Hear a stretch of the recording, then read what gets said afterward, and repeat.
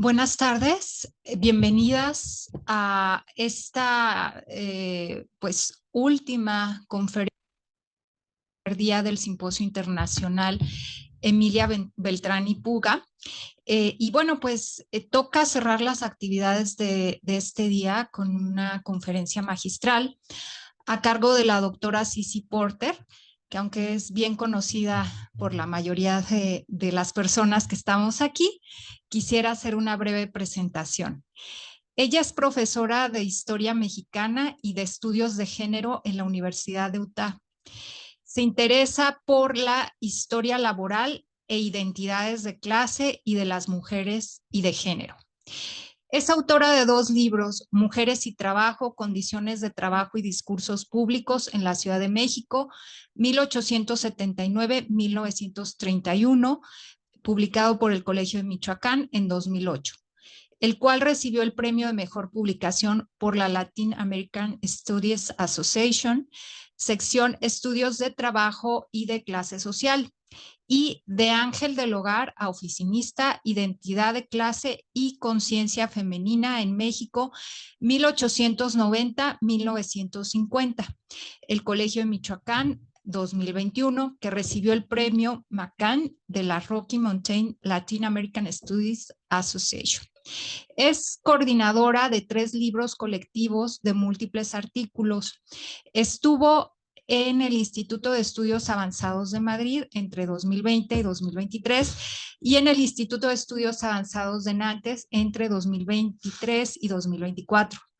Sirve de experta en casos de asilo, proyectos de acceso latino a la educación superior y trabaja con la comunidad latina en Utah en proyectos de mejoramiento comunitario. Esta tarde pues le volvemos a dar la bienvenida al Colegio de Jalisco y nos va a presentar la conferencia titulada Aves de Paso, Mujeres de Trabajo e Identidades de Clase Media. La escuchamos, doctora. Adelante. Gracias, muchas gracias. Bueno, qué placer estar aquí con ustedes esta tarde, esta noche.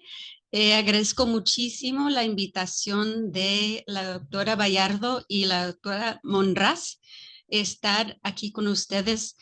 Siento que estamos en un momento de florecimiento de la historia de las mujeres y de género que está impulsado de gran parte desde aquí del Colegio de Jalisco y del estado de Jalisco. Y siempre pues me da la oportunidad de aprender. Entonces, gracias por la invitación. Gracias también a todas las personas que están aquí coordinando, haciendo que las cosas funcionan y que voy poco a poco conociendo por nombre. Bueno, para comenzar, 3 ejemplos para construir una serie de preguntas y un argumento.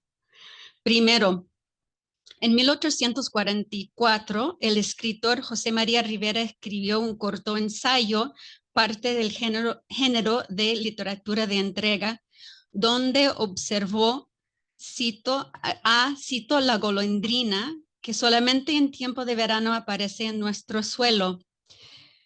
Cierro cito. Este ave de paso, como lo nombró, no era un pájaro, sino una mujer, la chiera.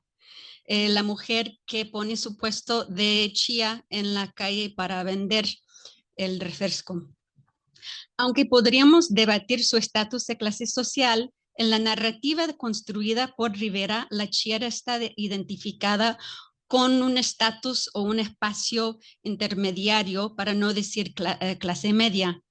Rivera estableció la respetabilidad sexual y social de esta mujer por su presencia pasajera en el mundo laboral. Ejemplo 2. En 1927, en medio de un conflicto laboral en la compañía de teléfonos Ericsson en la Ciudad de México, la gerencia sostuvo que las señoritas, y eso fue el término que utilizaron, las señoritas telefonistas no eran propiamente obreras. Con sus argumentos subrayó una distinción entre el mundo de las señoritas y el mundo laboral. La distinción de clase fue arraigado en más de una década de cultivar la identidad de señorita de manera que se asociaba con la clase media. Además de declaraciones que distinguieron a las señoritas de las obreras, la gerencia implementaba prácticas y políticas que mantuvieron una distinción entre la esfera del trabajo y la esfera de la domesticidad de las señoritas. Ericsson, como otras compañías, por ejemplo, el Buen Tono, que producía cigarros y cigarrillos, sostuvo que de manera explícita que las mujeres en algún momento se casarían y entonces saldrían del empleo para ocuparse de sus responsabilidades domésticas. Tercer ejemplo y último ejemplo. En 1950, es decir, más de un siglo después del ensayo de Rivera y su caracterización de la mujer como ave de paso en el mundo laboral, la autora Sara Batiza, en su novela Nosotras las taquígrafas, incluyó entre sus personajes centrales a mujeres descritas como, cito, hijas de la revolución, es decir, mujeres provenientes de familias caídas de menos, quienes a causa de la inestabilidad económica asociada con la revolución, se encontraban en necesidad de trabajar. En 1950, las mujeres de clase media ya no eran nuevas participantes en la fuerza laboral. Ya desde casi un siglo y por lo menos 70 años, eran una parte importante de la fuerza laboral de clase media. Como grupo demográfico llevaban más de medio siglo en la fuerza laboral. Lo que quiero subrayar aquí es la persistencia tras décadas de la idea que las mujeres de clase media son nuevas integrantes a la fuerza laboral y que su presencia en el mundo del trabajo es temporal. El trabajo no forma parte fundamental de su identidad de clase, sino que trabajan en el caso de las hijas de la revolución, trabajaban fuera de la casa por razones del azar, o la revolución. Bueno, con estos tres ejemplos me surgen una serie de preguntas. Uno, ¿qué hay detrás de la persistencia de tales caracterizaciones de las mujeres de clase media? ¿Qué propósito sirve el hablar a través de décadas de las mujeres de clase media como una presencia reciente y temporal en la fuerza laboral? Y segundo, ¿dónde originan tales conceptos? Tercero y finalmente, ¿qué ha sido el impacto de la construcción de la mujer como ave de paso en el mundo laboral? Y por eso el título un poco raro, aves de paso. Mi argumento es que el origen de la idea de que el origen de la idea que la mujer ocupa el mundo laboral de manera pasajera y contingente está en la construcción de las identidades de clase media. Las identidades de clase media datan desde por lo menos a mediados del siglo XIX, y componentes claves para la identidad de clase media femenina incluyeron la apariencia de una presencia limitada en el espacio público y la respetabilidad sexual y moral femenina, la domesticidad y la maternidad. Si una mujer quien quería reclamar su identidad de clase media al entrar al mundo laboral, lo hacía dentro del pretexto que es pasajera, mantenía su estatus de clase media. Es decir, el trabajo no es central a su identidad, sino al revés. Su presencia pasajera en el mundo laboral es central a su identidad de clase media. ¿Y cuáles han sido los impactos de esta realidad? Lo que quiero subrayar en esta conferencia, y creo que hay muchas implicaciones, pero lo que quiero subrayar es la manera en que las identidades de clase media han restringido el espacio discursivo para reclamar el pleno reconocimiento de sus derechos laborales. Como ejemplo concreto de un derecho laboral que quedó limitado, hablaré de la cuestión del descanso de maternidad, pero se podría hablar de otros derechos laborales, como por ejemplo igual salario por igual trabajo. Entonces, el argumento es que las identidades de clase social tienen su aspecto económico, también tienen su parte subjetivo. Y lo que yo sostengo es que además las identidades de clase tienen como una vida propia, dejan un legado histórico y circulan como discursos que las personas, no importa su estatus social, puedan apropiarse de ellos, de estos discursos de clase. Bueno,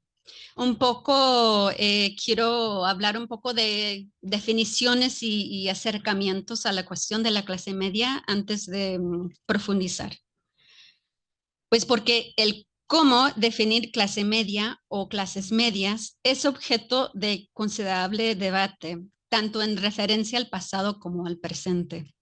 Los académicos debaten no solo qué criterios utilizar para identificar quién está dentro de la clase media y quién queda fuera, sino también el significado de la brecha entre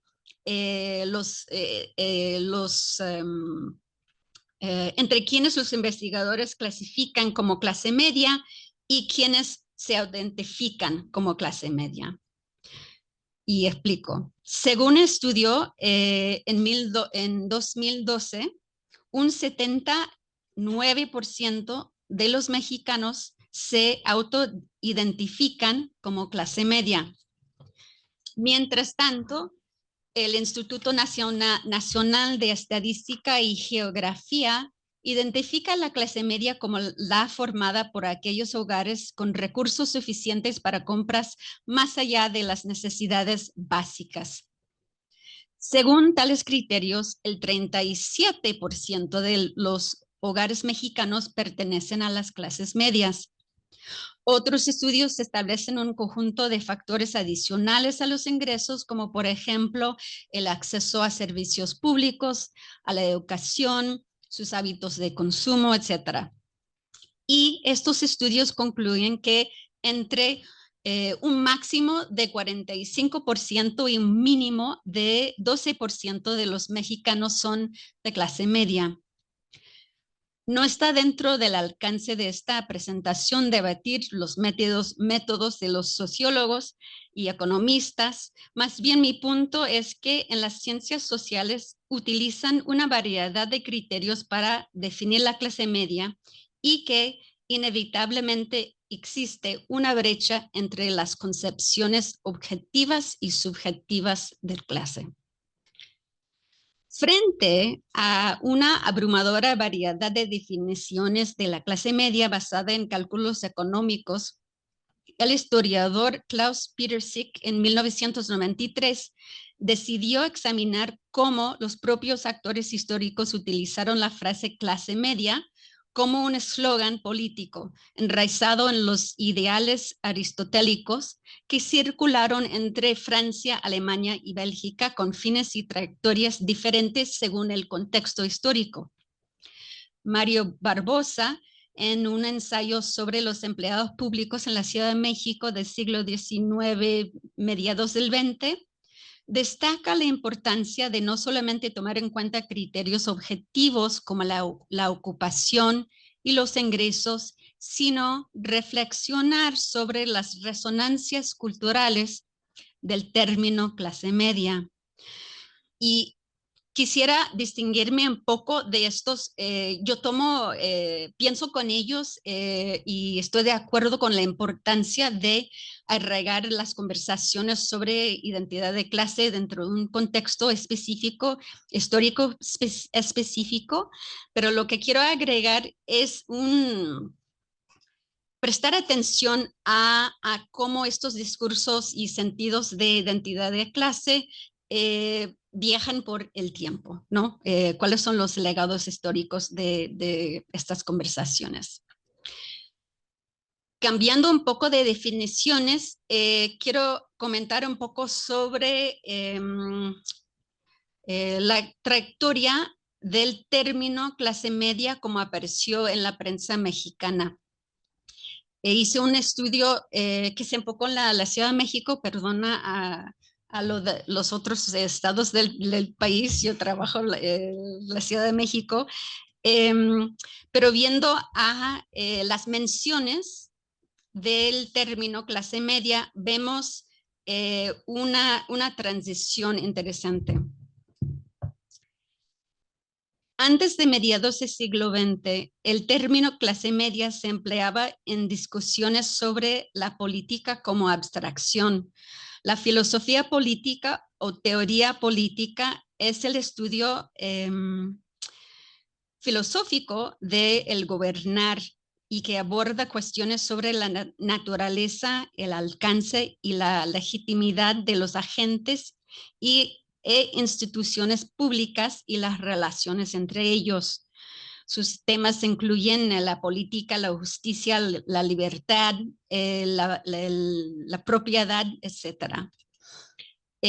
A mediados del siglo XIX, los filósofos y articulistas opinaron sobre el rol de la clase media mexicana en estos procesos, tomando del modelo tripartita de aristoteliano del justo medio, que en el medio, que son tres sectores y luego clases de la sociedad, y que el medio era lo razonable, la energía productiva del país, etcétera. Y eso se ve, por ejemplo, en escritos de Mariano Otero, quien describió a la clase media como la clase, cito, que constituía el verdadero carácter de la nación, que representaba la mayor suma de riqueza y en la que se hallaban todas las profesiones que elevan la inteligencia, y que debía naturalmente venir a ser el principal elemento de la sociedad,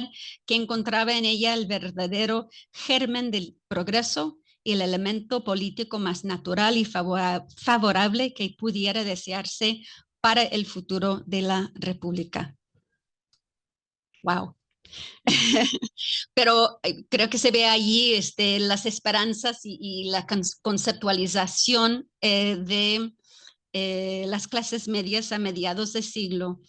Y se ve una transición más o menos a mediados de siglo y en particular en los años 40, 50, 1840, 50, 60, de utilizar la palabra clases medias para hablar de la filosofía política a utilizar el concepto para prácticas y lenguajes de distinción de clase, ¿no? Entonces, para comentar sobre la sociedad en la Ciudad de México y distinguir entre las diferentes clases sociales.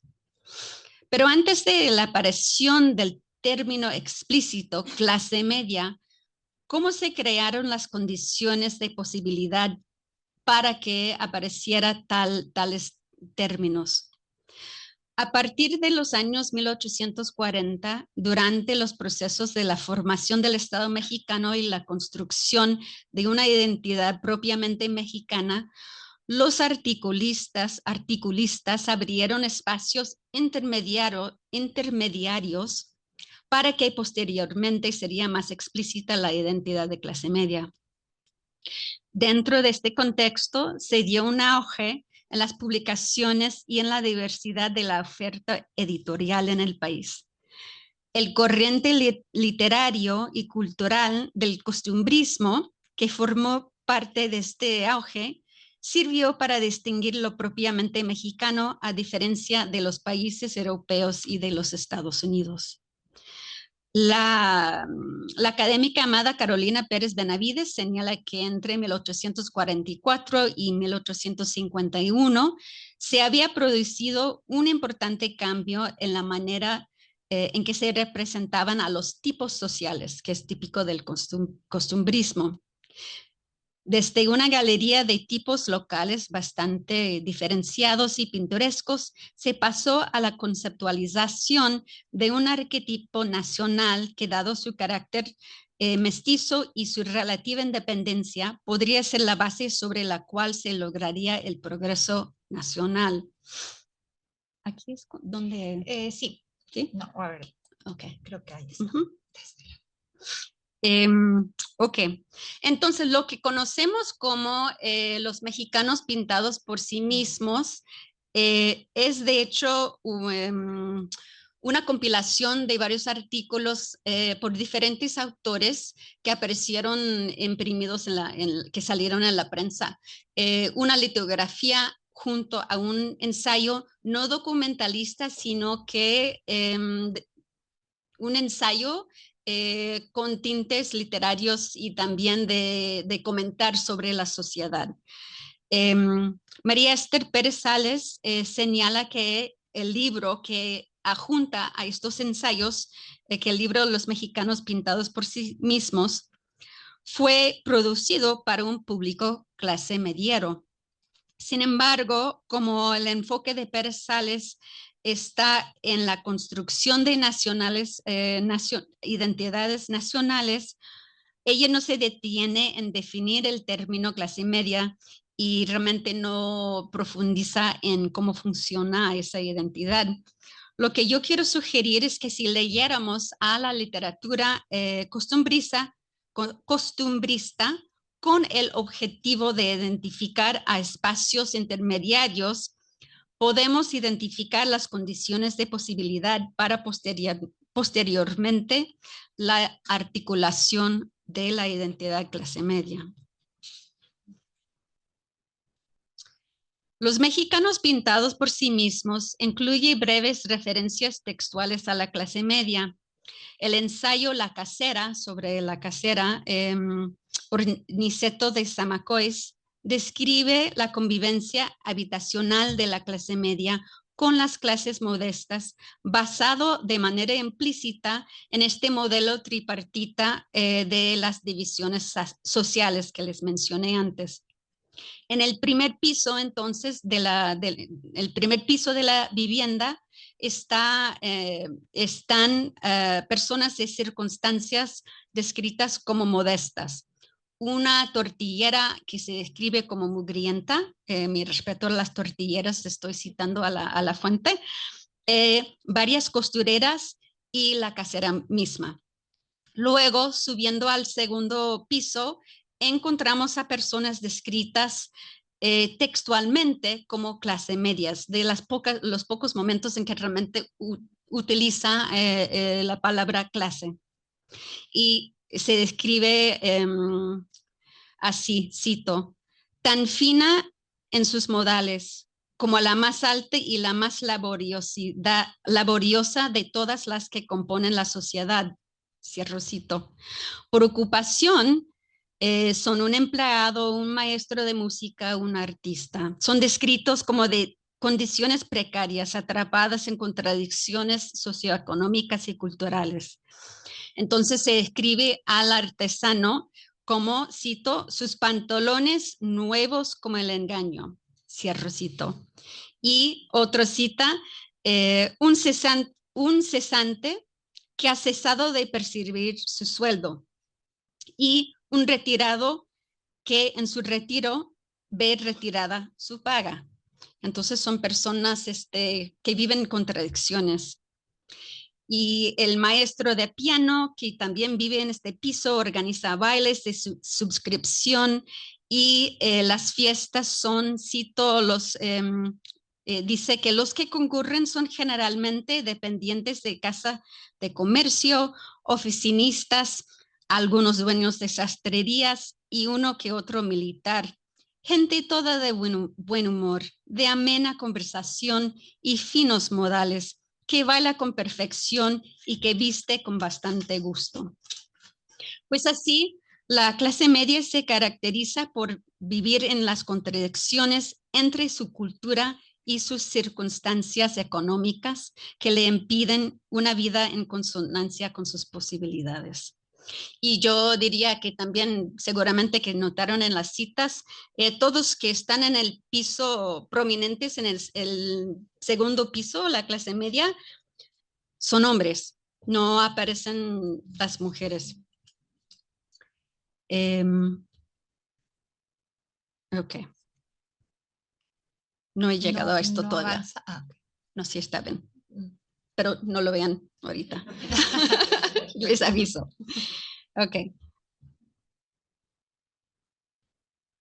Mientras las referencias textuales a las clases medias en los mexicanos pintados por sí mismos son escasas, estas proveen un contexto desde lo cual leer lo demás del libro, lo demás de los tipos representados allí.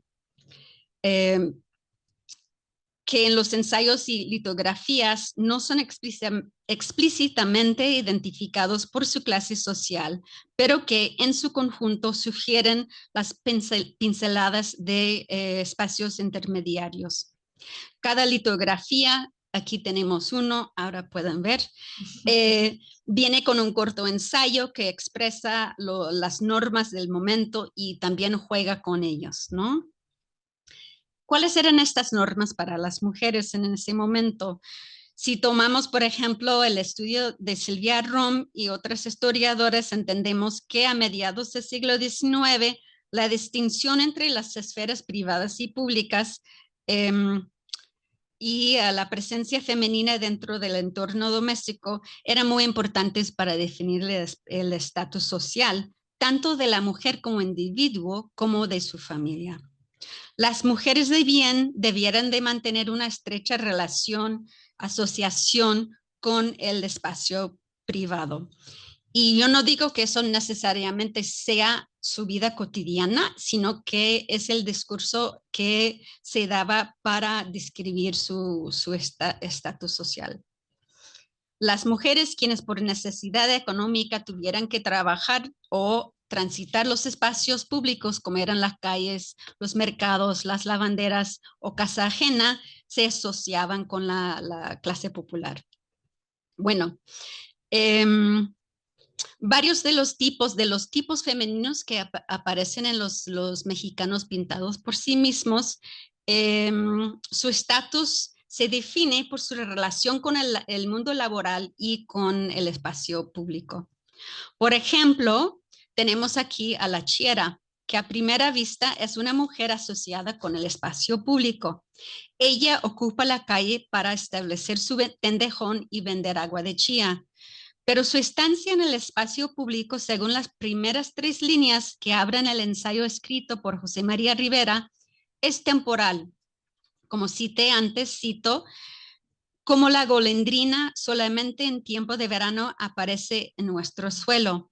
Su vida pública es ligera y fugaz, como la de la mariposa. Y lo mismo que a esta siempre la veremos entre aromas y flores. Más adelante, Rivera lamenta la dificultad de retratar a, cito, toda hembra que tiene sus dares y tomares con el público, cierro cito, lo cual para él dificulta su tarea como cronista. Subraya que en este caso el oficio de la chiera no la define a ella.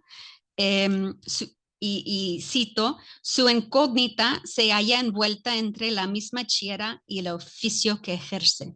Entonces el autor intenta distanciar a ella de su presencia en la calle y el oficio que ejerce.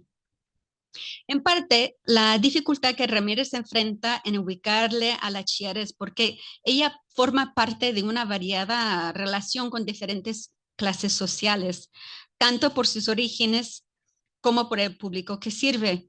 Según Rivera, el público a quien sirve la chiera incluye a personas del pueblo y también a personas de la clase media, todos los cuales se refrescan entre jícaros, limones, azúcar, cantaritos, todo bajo las frondas verdes con que se decoran el mostrador improvisado. En tiempos atrás, según Rivera, la aristocracia tenía a su chiera que él describe como afortunada y aristocrática. Entonces hay como unas contradicciones una variación de asociaciones de clase. Rivera describe con detalle a la Chiera de manera que la asocia con cierto estatus social. También eso se comunica por asociarla con flores: amapola, chícharo, alfalfa, trébol y algunas veces las rosas. Todos elementos poéticos que por invocarlos y ubicar a la Chiera dentro de todo esto, esa poesía y flores, es una manera de ponerla en relación próxima con un cierto nivel cultural. El autor describe a la Chiera a pesar de trabajar en el espacio público como respetable. Porta un rebozo, sugiriendo que se identifica como mestiza y que siempre le cubre. También está vestida de una blusa descrita, y aquí cito, blanca como el azúcar. Y sigue, que no embarace el continuo movimiento de su dueño. Es decir, que la Chiera se mantiene casta y mantiene cierta respetabilidad sexual mientras que está trabajando en un espacio público. También calza zapatos de raso que contienen sus pies pequeños, otro señal de la belleza femenina idealizada.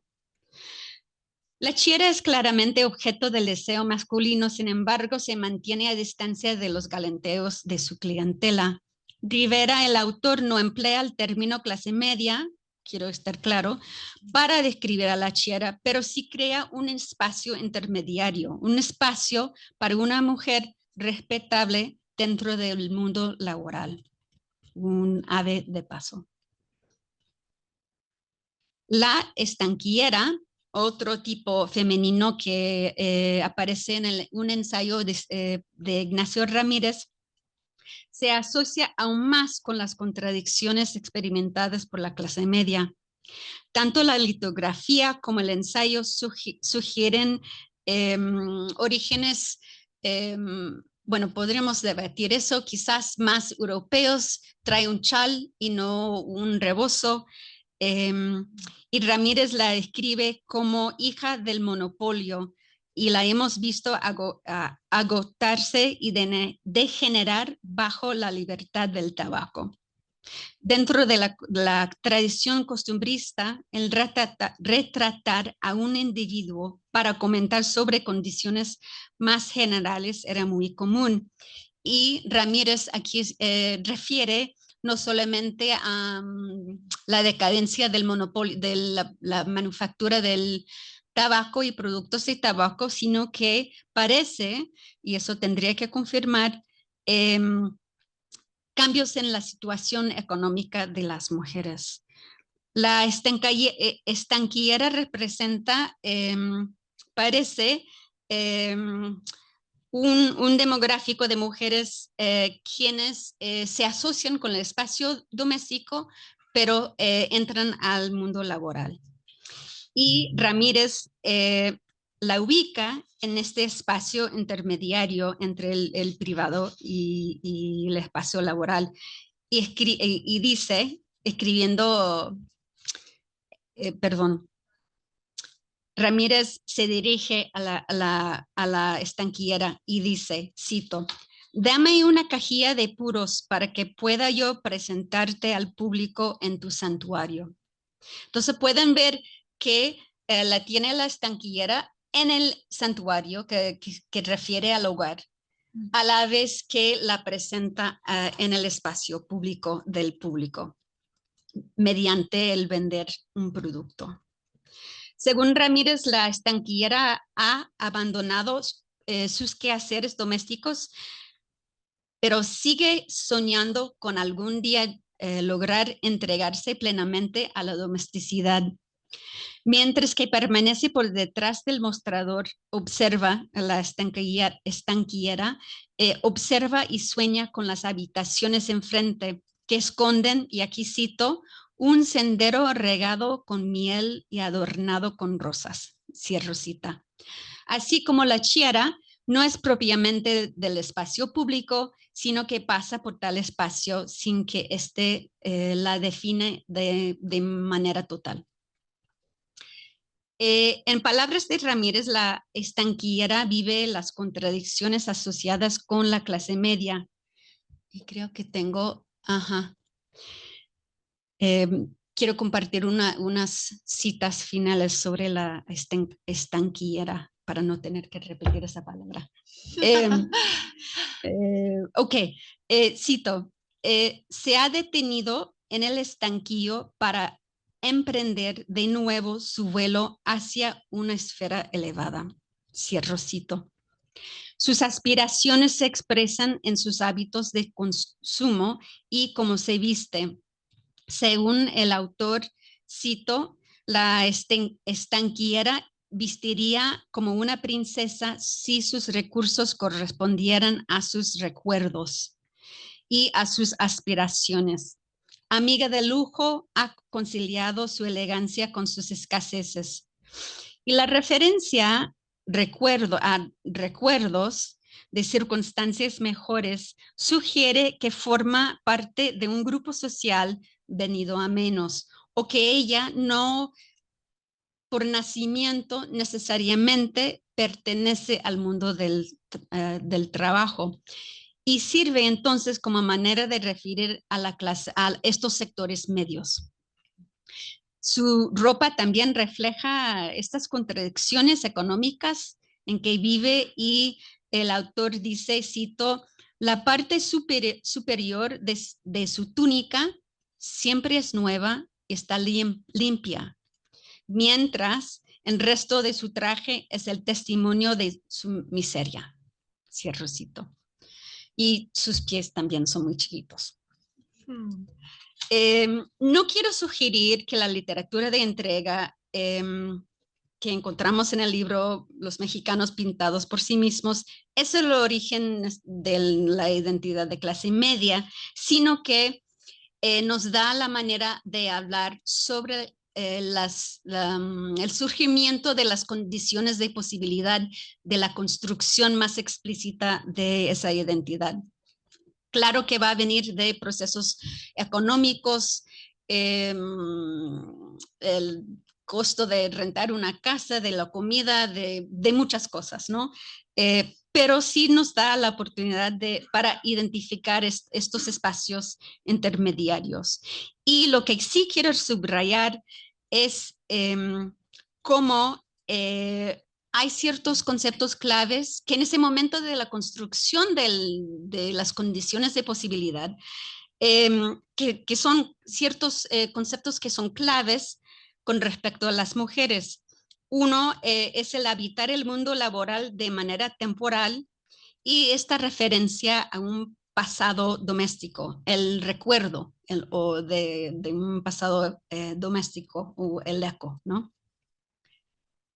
¿Cómo vamos de tiempo? No veo. Ahorita.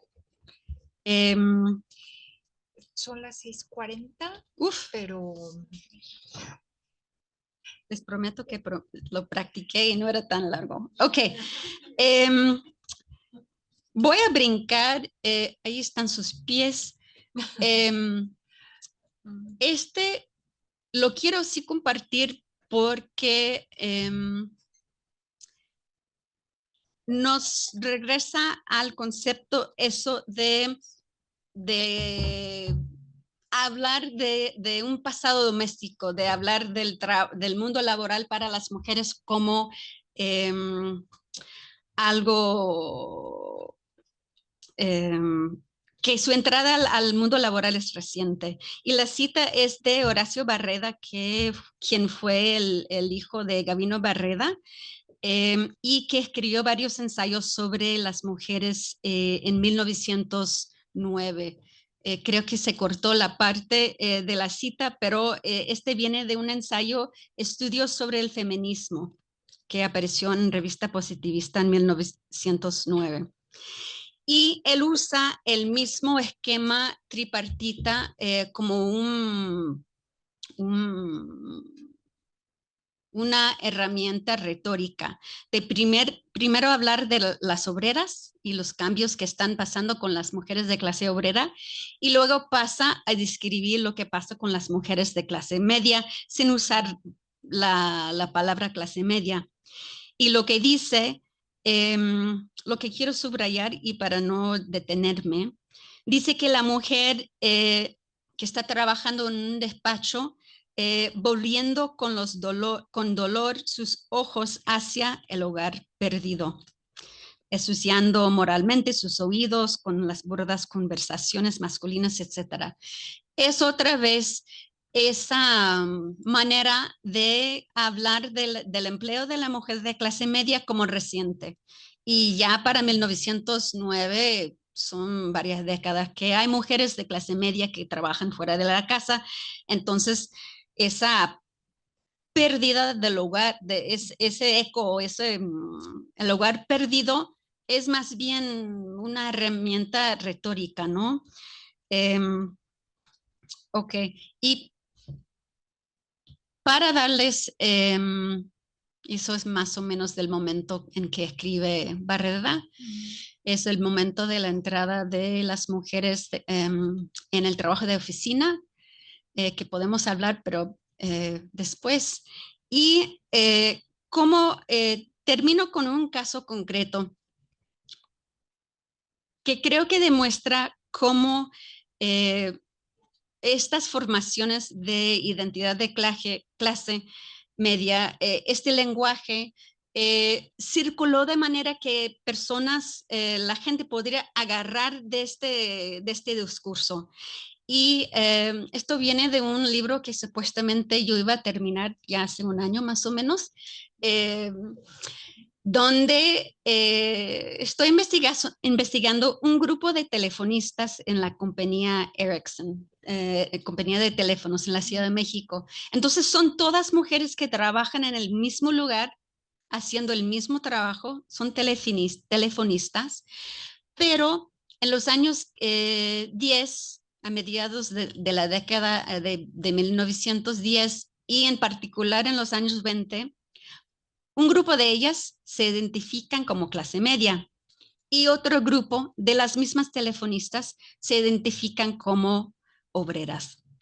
Y para darles una idea de cómo esto pasó, eh, eh, quiero referirme a un caso de 1927. En el 1927, en medio de negociaciones con las telefonistas, el señor Flick, gerente de la compañía de teléfonos Ericsson, sostuvo que, cito, las señoritas telefonistas no son propiamente obreras. Cierro cito. Si las telefonistas fueran obreras, la empresa sería responsable de respetar sus derechos constitucionales detallados en el artículo 123, incluyendo el apartado 5 que refiere al derecho de descanso maternal y el derecho a mamar a sus recién nacidos. El caso fue parte de un conflicto más amplio en que la empresa Ericsson insistió en que para las mujeres la identidad de clase media y el trabajo no eran compatibles. Entonces, por muchos años, la gerencia se esforzó para que las telefonistas se identificaran como señoritas. Y aquí mi argumento no es que señorita es solamente un término que se refiere a la clase media, sino que dentro del espacio laboral se promovió una identidad laboral de señorita que asociaba a las mujeres con la clase media, con la respetabilidad, con las mujeres que se vestían decentemente, y eso fue una de las palabras que usaron, de las mujeres que cuando se casaron saldrían del trabajo.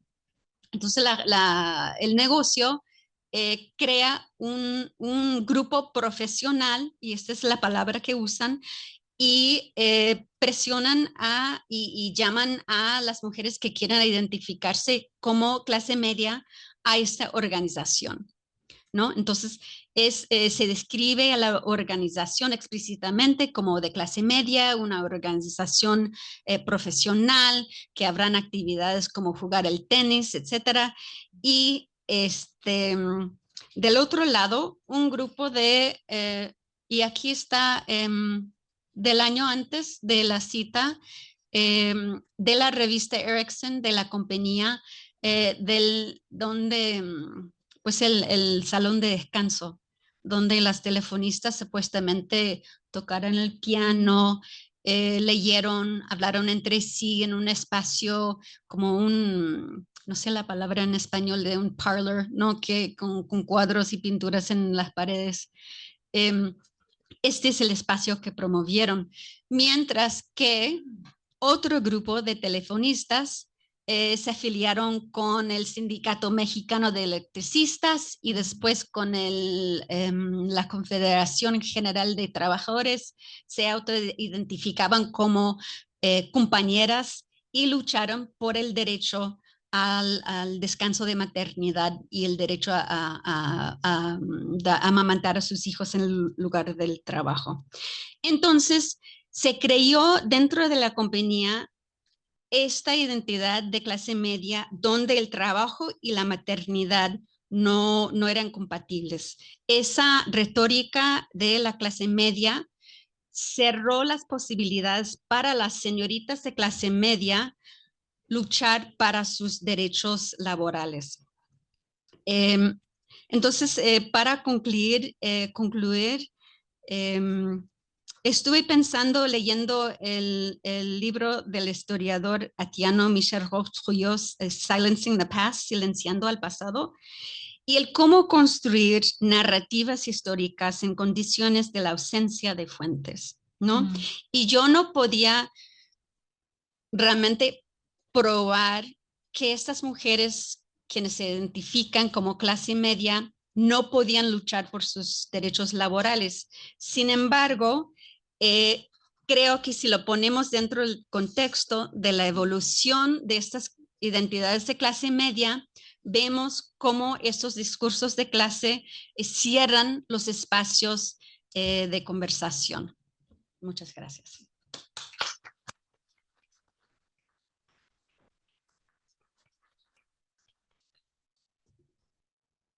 Gracias, doctora. La verdad, fascinante lo que nos presenta, también las imágenes bellísimas. Bien, abrimos el espacio para las preguntas y comentarios. Sí, adelante, por favor. Yo creo que hay una confusión con los tiempos. Creo que no se refiere a la clase media, se refiere, en el caso de las telefonistas, a que estaban clasificadas como empleadas de confianza. Dentro de las telefonistas, las operadoras de telefonistas, había las que tenían la parte nacional y las que tenían la parte internacional, y eso hacía automáticamente una diferencia importante en precio y en horarios. Entonces, yo creo que lo que ha estado platicando tiene una interferencia, ¿verdad?, de la parte sindical con lo que realmente puede ser una explicación de la clase media mexicana en el Distrito Federal. Gracias. ¿Sí? ¿Alguien más? Sí, por allá atrás. Rosy.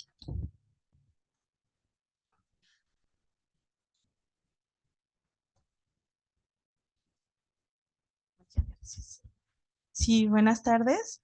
Bueno, mi pregunta va enfocada sobre estos elementos subjetivos que conforman la clase. La doctora nos hablaba sobre ciertos elementos que eran la maternidad, la domesticidad y el trabajo pasajero, que eran como estos elementos subjetivos de la conformación de la clase media. Sin embargo, hablando de los pies chiquitos, me parecía llamativo que hay otros elementos subjetivos que son transversales a todas las clases, ¿no? Por ejemplo, justamente estos ideales de belleza y de feminidad. Entonces me preguntaba si había otros elementos subjetivos que justamente hablaran sobre esta transversalidad independientemente de las clases, bueno, que compartieran con ya sea clases más grupos populares o incluso grupos de élite que también pudieran como compartir estos elementos subjetivos. Gracias.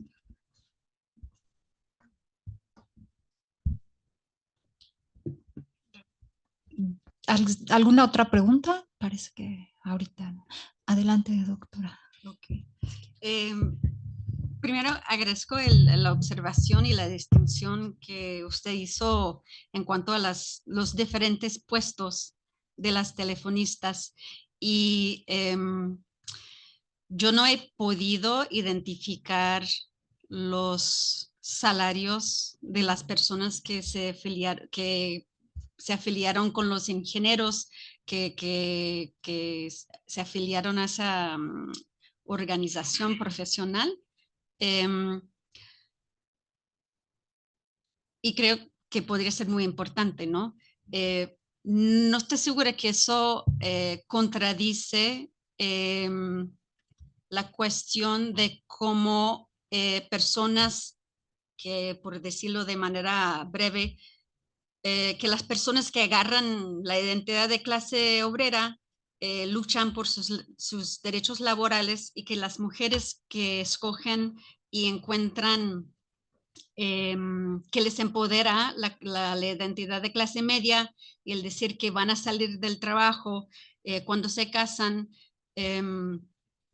eso, o sea, creo que no contradice el argumento de que hay una política asociada con cada identidad de clase media, pero eso podría explicar, y se lo agradezco, por qué algunas se fueron por una organización y otras fueron para otras, ¿no? Sí. Y en cuanto a la pregunta, sí entendí la pregunta sobre descripciones del cuerpo femenino que podrían ser transversales, como los pies pequeños. Otros elementos más allá, por ejemplo, de la belleza y la que pudieran ser transversales a las diferentes clases. Ajá. Obviamente que también de una ajá.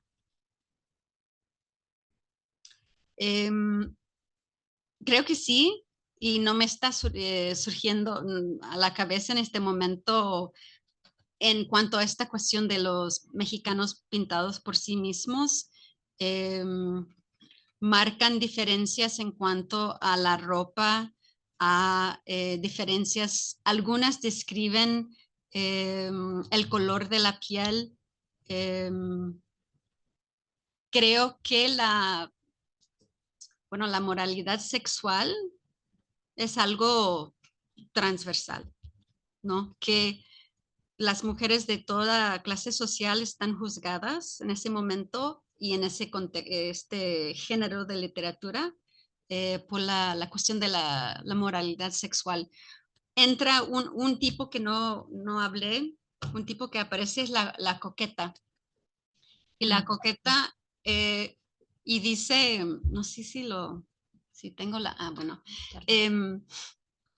dice algo así que la coqueta más fea es la que es coqueta por necesidad económica. Entonces hay como juzga a la mujer por su manera, su femeninidad, ¿no? La manera en que lo ejerce, pero de todos modos está juzgada por eso. No sé si eso responde, ¿sí? Bueno, hay algunos. Por acá. Sí, claro. Hila y el doctor Curly.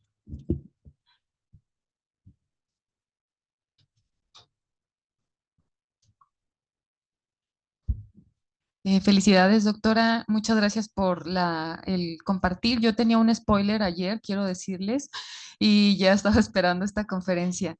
Estaba pensando cuando estaba hablando usted también sobre en una serie de Netflix que se llama Las chicas del cable y que creo que tiene mucho que ver, aunque es España y es el momento de coyuntura en España por la dictadura. Me parece muy, o sea, hace un caso de ficción, yo lo sé, pero tiene mucho que ver con la realidad. Y justamente lo que dicen ahí es que se casan y dejan de trabajar, muchas de ellas, ¿no? O los esposos las violentan cuando siguen trabajando. Y hay casos muy violentos en la serie, pero que conmueven mucho. Y también estaba pensando en el ejemplo de la abuela de una amiga mía en la Ciudad de México, que tal vez es de estas telefonistas de Ericsson de principios del siglo XX. Y ella me comentaba que su abuela sí tenía como esta noción de ser obrera, pero que en la compañía no les permitían, por ejemplo, la lucha por los derechos. Y entonces ella me parece que no se casó, aunque tuvo hijos, y entonces la puso en un posicionamiento muy complicado. Pero finalmente, o sea, como que es un caso ejemplar, a lo mejor podríamos rastrearla porque ella siguió trabajando y después de ser madre. Y bueno, es la abuela es una abuela de mi generación, o sea, como hace 2 generaciones. Y le quería preguntar si tiene algo de relación esto de clases medias, de las telefonistas o los casos que usted encontró con la cuestión religiosa, porque probablemente también tenga algo que ver con ser católicas o buenas señoritas católicas, y a lo mejor también eso pueda estar explicando esa condición de clases medias. Gracias.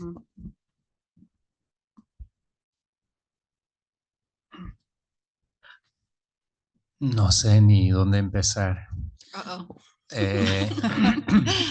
El comentario sobre el aspecto religioso me parece muy importante. A ver, una presentación muy compleja. A mí me encantó y voy a tratar de dar en algunos puntos que me llamaron cuando te escuchaba. En primer lugar, esta, digamos, manera como dialéctica que te vas moviendo entre, digamos, la cuestión del género y la cuestión de la clase, que son jerarquías distintas y que se ve que, digamos, de principio a final están en juego y de maneras, creo, complejas, no necesariamente obvias. Entonces, me gustaría que comentaras un poco más sobre cómo estás pensando eso. Luego, estuve pensando en tu referencia a Michel Roth-Trujillo. Hay un tipo de silenciamiento muy particular que vemos comúnmente cuando estamos tratando de contar las historias o tramar las historias de mujeres. Y en principio sería importante, creo, que reconociéramos hasta tal grado digamos,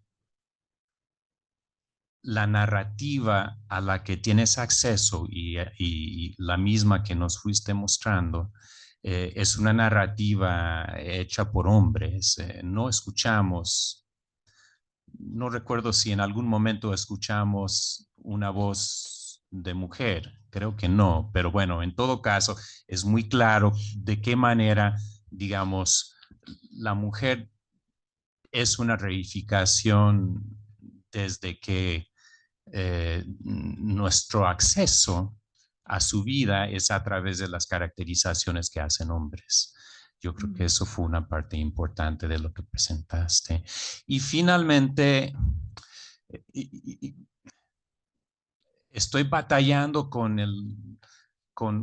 la cuestión de la clase y la clase media. Hiciste una cosa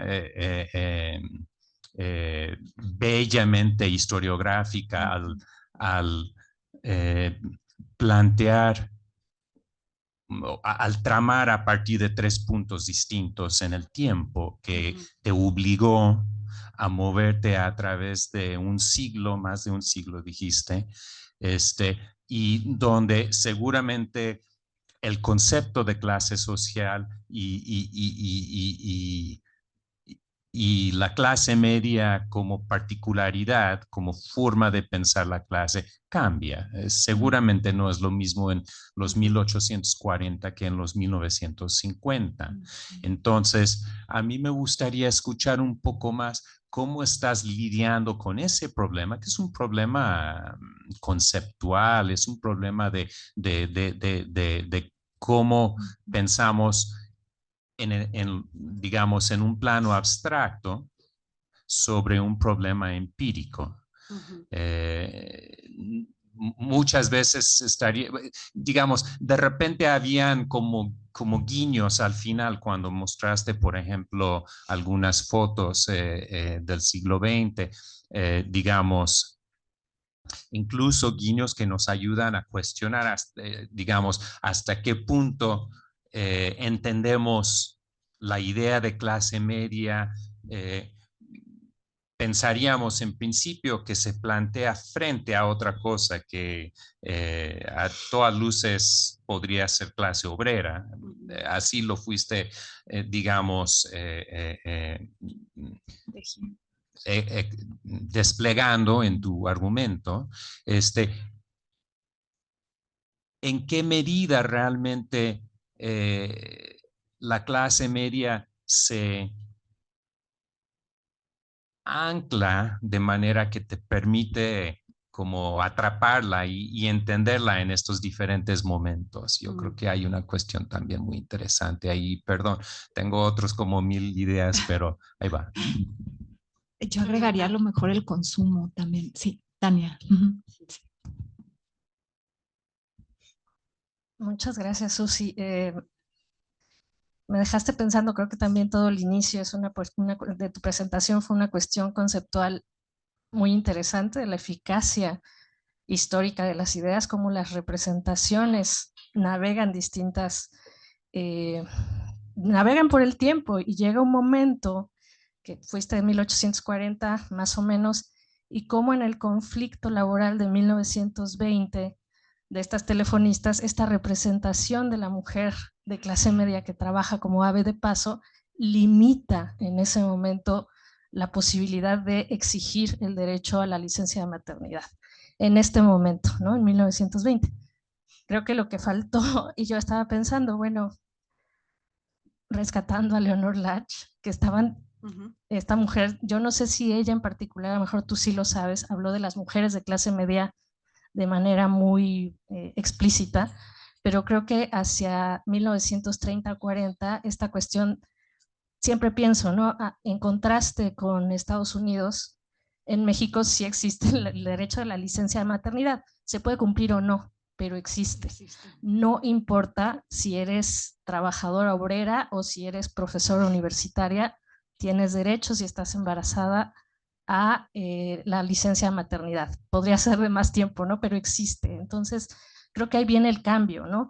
Como si esta formación de esta idea de clase media que se gestó durante décadas, en los años 20 fue como un corsé que limitó el actuar de estas telefonistas en particular, pero algo pasó después, que no sé si después o a raíz del movimiento de las telefonistas o con otros movimientos a través de otras instituciones, que sí se convirtió en un derecho laboral y que va más allá de la clase social. Entonces, no sé si podrías como ejemplificar, creo que te sirve toda esta herramienta de construcción de cómo las representaciones limitan el actuar hasta ciertos momentos, como en 1900 se convirtió esta idea de clase de ave de paso en una limitante, pero después algo pasó que esa representación cambió, ¿no? Y ya no fue limitante para los derechos laborales de las mujeres, sin importar su clase social. ¿Gustas contestar, doctora, estas preguntas, comentarios?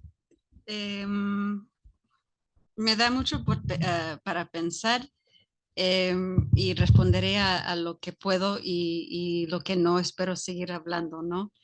En cuanto al comentario de la doctora Monraz, sí,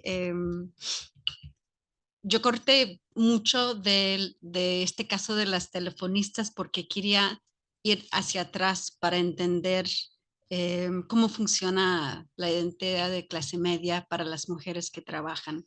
Pero es cierto y creo que me falta aprender más que tiene que ver con la religión, porque en los años 20, como ustedes saben mejor que yo, hubo todo ese movimiento católica entre los y las obreras y la compañía telefónica tenía como una de las mujeres, no gerente, pero ella trabaja, y no era telefonista, pero trabajaba allí, Sofía del Valle, que era muy importante en el movimiento católico, del catolicismo social. Y ella, y no acusan a ella, pero acusan a otras mujeres que no estoy segura que participaron en el movimiento católico, pero que fueron acusadas de decir a las mujeres que o se asociaran, afiliaran con esa agrupación o que no las iban a contratar, o que cuando se embarazaron, que las corrieron, ¿no? Hubo un momento en que varias mujeres que tuvieron hijos sin casarse y las corrieron a ellas también. Y no me acuerdo lo que dijiste, pero que me hizo pensar en quizás que no creo que es que las mujeres van a trabajar y que cuando se casan se van del trabajo porque pues se casaron o tuvieron hijos, porque tengo, por ejemplo, muchas historias, incluyendo de mi abuela, que es otro país, pero que trabajaba como secretaria y cada mañana quitó su anillo de casamiento y lo puso en la cocina y se fue a trabajar. Y luego cuando regresó a la casa se puso su anillo de casamiento, ¿no? Entonces, estar casada y trabajando no era una identidad social aceptable. Y eso apareció en una entrevista que hice con una mujer que trabajaba por muchos años en Banamex, Banco de México, y que se casó y ni se lo dijo a su mamá, porque quería seguir trabajando. O sea, es un caso un poco extremo, pero entonces esa identidad de ser una mujer casada y en el lugar de trabajo como que causa roces. Em, em, Creo que las otras preguntas son muy buenas. Claro que el contenido de lo que significa la identidad de clase media o identidades de clase media va cambiando, ¿no? Y la cuestión de la religión sería un aspecto de eso, en particular cómo se politizó el ser católico dentro del lugar del trabajo en los años 20, ¿no? No sé si puedo profundizar más en este momento, pero me queda como algo para pensar. Para esa ponencia no quería hablar de mi libro sobre las secretarias porque pensé, pues quizás por eso me invitaron y ya lo leyeron. Entonces era un poco ver el panorama grande. Y creo que sigo pensando en cómo precisar cómo se define clase media en diferentes momentos, ¿no? Y pues yo creo que voy a cerrar con eso porque ya hablé mucho, pero son muy buenas preguntas. Gracias. Gracias, doctora.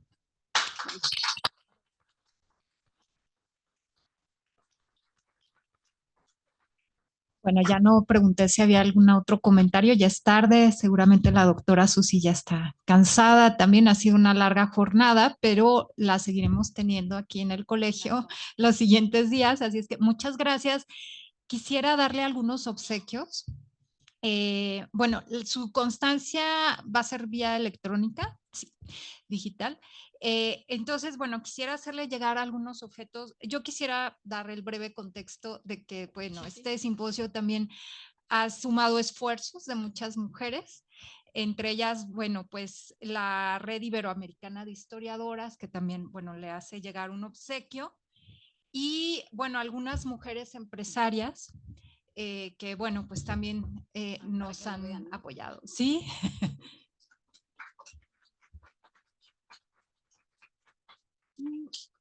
Bueno, dentro de estas mujeres empresarias, que por cierto, mañana estarán también, hay una diseñadora que nos hizo, pues ahora sí que obsequios para todas ustedes. Wow. Le hace llegar una prenda, ahora sí que su corte es moda mexicana y bueno, pues aquí le hace llegar una prenda. Su marca se llama Takasami, también fue nuestra patrocinadora. Y bueno, le manda a decir que si no le queda, no le gusta, puede cambiarla. Ya subieron el nivel de obsequios. Wow. Y bueno, también, bueno, es que eso ha sido una parte muy...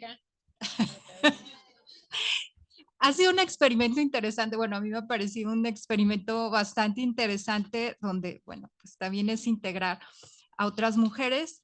Por acá otro obsequio también. Y pues Navidad. Y pues ya es como más personal, por si gusta darle una ojeada en físico.